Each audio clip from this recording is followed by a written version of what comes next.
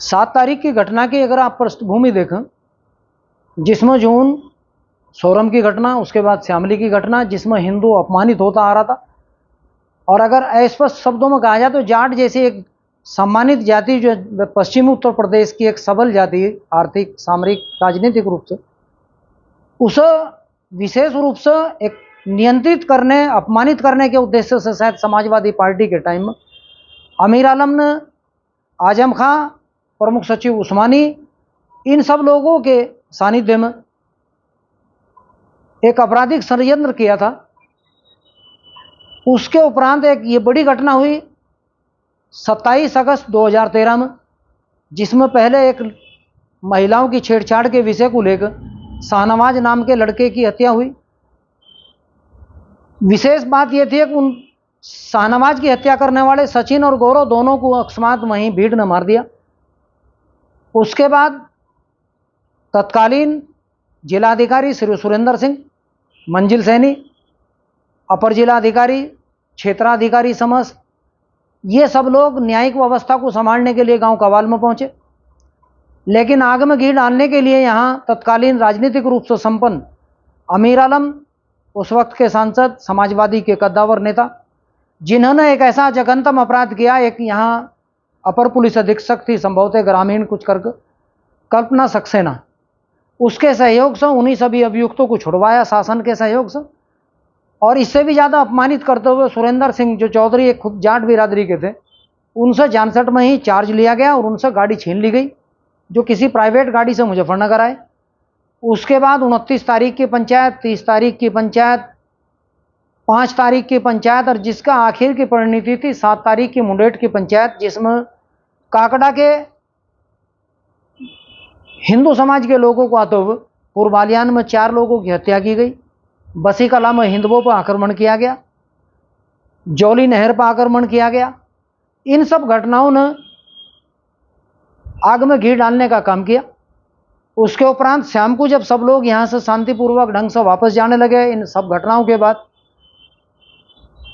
जाट समाज के एक सम्मानित बुजुर्ग नेता को अपनी जान बचाने के लिए संभवतः पूर्वालियान के जंगल में से कहीं आगे क्रॉस करके अपने गांव तक जाना पड़ा, जिसकी अफवाह ये फैली एक बाबा की हत्या कर दी गई, जिसकी परिणति के रूप में 8 तारीख की आपराधिक घटनाएं हुई, जिसमें कुटबा, कुटबी, फुगाना, लाख बावड़ी लिसाड़, मोहम्मदपुर रायसिंह, मुंडभर, हड़ोली आदि गांव में कहीं ना कहीं आपराधिक घटनाएं हुई।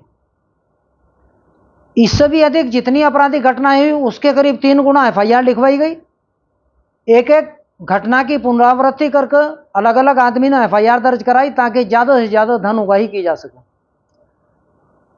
जाट लड़ाकू जाति जरूर है, लेकिन इतनी विद्वान नहीं थी, ना उनके नाम समझते थे। एक एक हत्या में 2-2 आदमियों को इंक्लूड किया गया और लगभग 5-5, 6-6 आदमियों को अभियुक्त बनाकर अलग अलग नाम से FIR दर्ज कराई गई, जिसके आधार पर ज्यादा से ज्यादा पैसा उगाही की जा सके। यह इसका प्रारंभिक चरण था।